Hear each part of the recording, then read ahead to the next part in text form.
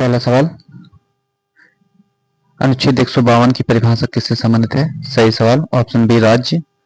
अगला सवाल, राज्य की कार्यपालिका सख्त किस में निहित होती है? सही जवाब राज्यपाल ऑप्शन ए। अगला सवाल, अनुच्छेद 154 के तहत राज्यपाल किन शक्तियों का प्रयोग कर सकता है? सही जवाब ऑप्शन डी, ए और बी दोनों। ए अर्थात स्वयं राज्यपाल, ऑप्शन बी राज्य द्वारा प्रायोजित अधिकारी। अगला सवाल, राज्यपाल की नियुक्ति कौन करता है? सही जवाब ऑप्शन सी राष्ट्रपति।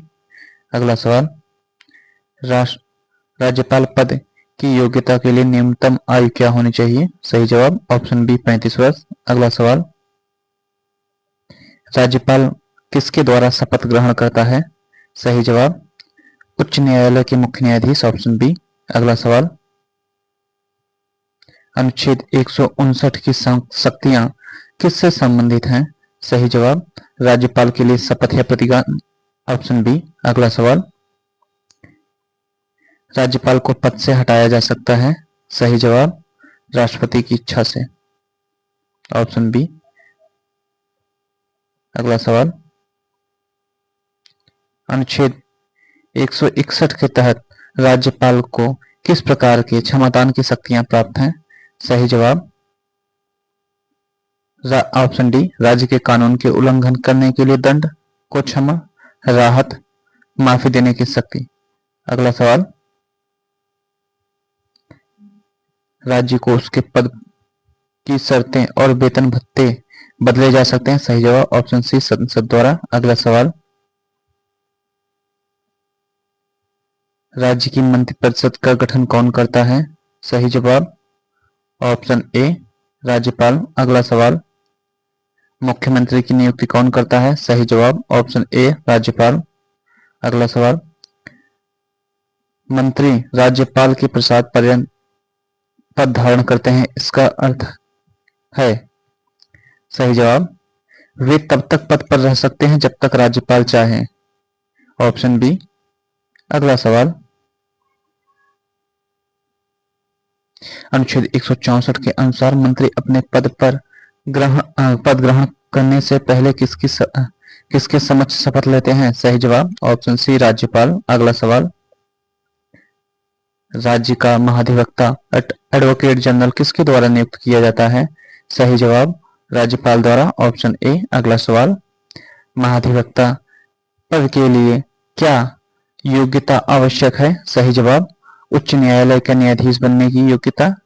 अगला सवाल, राज्य सरकार के संचालक का संवैधानिक प्रावधान किस अनुच्छेद में है? सही जवाब अनुच्छेद 163 ऑप्शन सी। अगला सवाल, मुख्यमंत्री का प्रथम कर्तव्य क्या है? सही जवाब ऑप्शन डी उपरोक्त सभी, जिसमें पहला राज्यपाल को राज्य के प्रशासनिक कार्यों से अवगत कराना, दूसरा ऑप्शन विधान का नेता होना और तीसरा मंत्री परिषद की बैठकों की अध्यक्षता करना।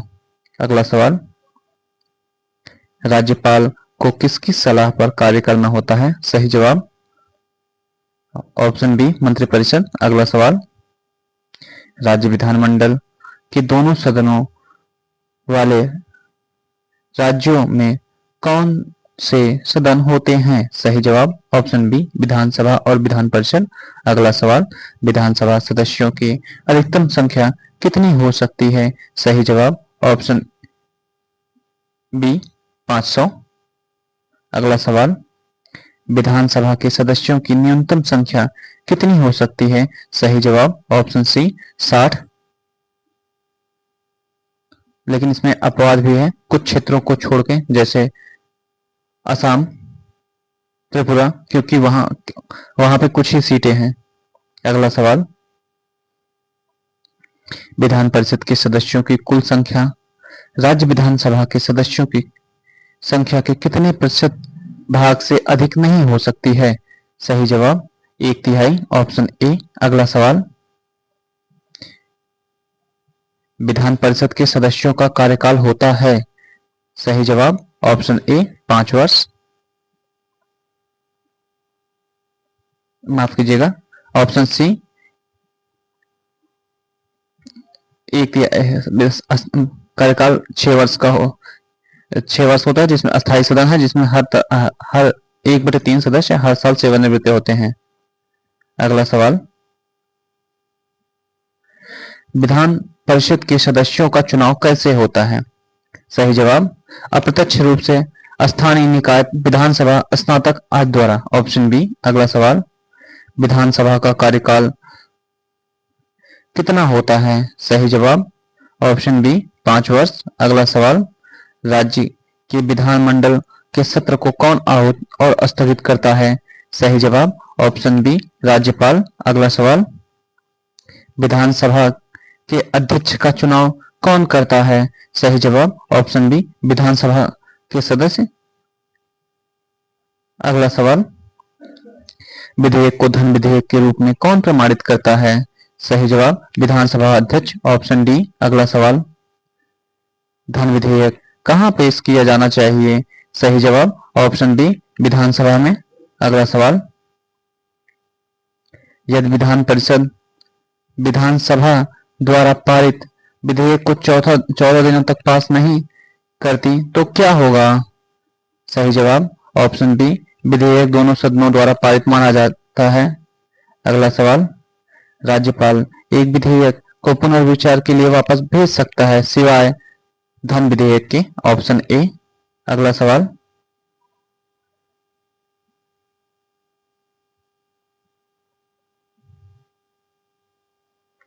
राज्यपाल किस प्रकार के विधेयक पर अपनी सहमति को रोक सकता है?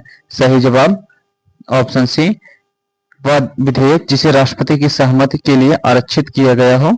अगला सवाल, राज्यपाल अध्यादेश जारी कर सकता है? सही जवाब, ऑप्शन सी जब विधानमंडल का सत्र ना चल रहा हो। अगला सवाल, राज्यपाल द्वारा जारी अध्यादेश कब तक प्रभाव रहता है? सही जवाब, ऑप्शन बी 6 सप्ताह विधानमंडल के सत्र के शुरू होने के बाद तक। अगला सवाल, अनुच्छेद 213 किससे संबंधित है?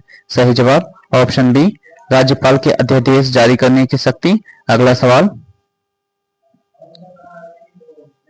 राज्य के उच्च न्यायाधीश के न्यायाधीशों की नियुक्ति कौन करता है? सही जवाब, ऑप्शन बी राष्ट्रपति। अगला सवाल, उच्च न्यायालय के मुख्य न्यायाधीश की नियुक्ति में राज्यपाल किसकी सलाह ली जाती है? सही जवाब, ऑप्शन बी भारत के मुख्य न्यायाधीश और राज्य के राज्यपाल की।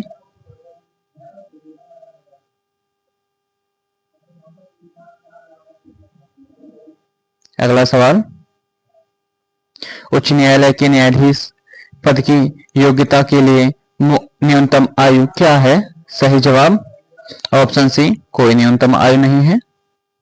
अगला सवाल, उच्च न्यायालय के न्यायाधीश पद के लिए कितने वर्ष के अधिवक्ता के रूप में अनुभव आवश्यक है? सही जवाब, ऑप्शन बी 10 वर्ष। अगला सवाल, उच्च न्यायालय के न्यायाधीश की सेवानिवृत्ति की आयु क्या है? सही जवाब, ऑप्शन बी 62 वर्ष। अगला सवाल, उच्च न्यायालय के न्यायाधीश को पद से हटाया जा सकता है? सही जवाब, ऑप्शन बी राष्ट्रपति द्वारा संसद के दोनों सदनों के विशेष बहुमत से पारित प्रस्ताव पर। अगला सवाल, उच्च न्यायालय के न्यायाधीश अपना पद त्यागपत्र किसे सौंपते हैं? सही जवाब, ऑप्शन बी राष्ट्रपति को। अगला सवाल, अनुच्छेद 226 किससे संबंधित है? सही जवाब, ऑप्शन बी उच्च न्यायालय की रिट जारी करने की शक्ति। अगला सवाल, उच्च न्यायालय के न्यायाधीशों के वेतन और भत्ते किस पर भारित होते हैं? सही जवाब, ऑप्शन ए राज्य की संचित निधि पर, रिटायरमेंट के बाद भारत की संचित निधि पर। अगला सवाल, राज्य लोक सेवा आयोग के सदस्यों की नियुक्ति कौन करता है? सही जवाब, ऑप्शन ए राज्यपाल। अगला सवाल, राज्य लोक सेवा आयोग के अध्यक्ष और सदस्यों का कार्यकाल कितना होता है? सही जवाब, ऑप्शन बी 6 वर्ष या 65 वर्ष की आयु, जो भी पहले हो। Option B. अगला सवाल, राज्य लोक सेवा आयोग के सदस्यों का पद किस आधार पर हटाया जा सकता है? सही जवाब, ऑप्शन डी दिवालिया घोषित किए जाने पर, दुर्व्यवहार के आरोप पर या राज्यपाल द्वारा राष्ट्रपति को रिपोर्ट किए जाने पर। अगला सवाल, अनुच्छेद 233 किससे संबंधित है? सही जवाब ऑप्शन बी जिला न्यायाधीशों की नियुक्ति। अगला सवाल, जिला न्यायाधीशों की नियुक्ति कौन करता है? सही जवाब ऑप्शन ए राज्यपाल। अगला सवाल, जिला न्यायाधीश बनने के लिए कम से कम कितने वर्ष का अधिवक्ता होना आवश्यक है? सही जवाब 7 वर्ष, ऑप्शन बी। अगला सवाल, अनुच्छेद 235 किससे संबंधित है? सही जवाब ऑप्शन ए उच्च न्यायालय का नियंत्रण और अधीनस्थ न्यायालयों पर। अगला सवाल,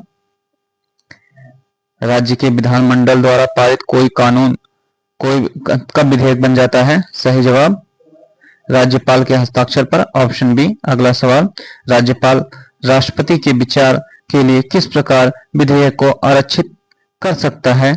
सही जवाब ऑप्शन डी उपरोक्त सभी। अगला सवाल, राज्य विधानमंडल में अनुपस्थित अर्थात कोरम की संख्या कितनी है? सही जवाब ऑप्शन ए कुल सदस्यों का 10वां भाग। अगला सवाल, विधानसभा अध्यक्ष को पद से हटाया जा सकता है? सही जवाब विधानसभा के सदस्यों द्वारा पारित प्रस्ताव द्वारा, ऑप्शन सी। अगला सवाल, विधान परिषद को कैसे भंग किया जा सकता है? सही जवाब ऑप्शन सी संसद द्वारा कानून बनाकर। अगला सवाल, विधान परिषद के सभापति का चुनाव कौन करता है? सही जवाब ऑप्शन बी विधान परिषद के सदस्य। अगला सवाल,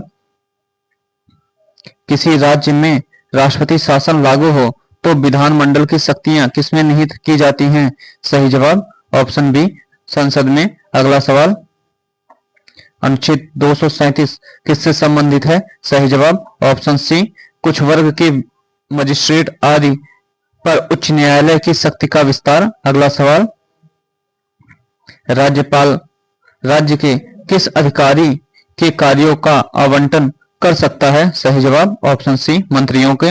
अगला सवाल, मंत्रिपरिषद सामूहिक रूप से उत्तरदायी होता है? सही जवाब ऑप्शन बी विधानसभा के। अगला सवाल, राज्य सरकार के कार्यों का प्रशासनिक विवरण किसे प्रस्तुत करवाता है? सही जवाब ऑप्शन ए राष्ट्रपति। अगला सवाल, किस अनुच्छेद के तहत राज्यपाल विधानसभा को भंग कर सकता है? सही जवाब ऑप्शन ए अनुच्छेद 174। अगला सवाल, विधानसभा के अधिवेशनों में राज्यपाल कौन सा भाषण देता है? सही जवाब ऑप्शन बी अभिभाषण। अगला सवाल, राज्य विधान मंडल के किसी सदन के सदस्यों को संबोधित कर सकता है? सही जवाब केवल सत्र के प्रारंभ में, ऑप्शन बी।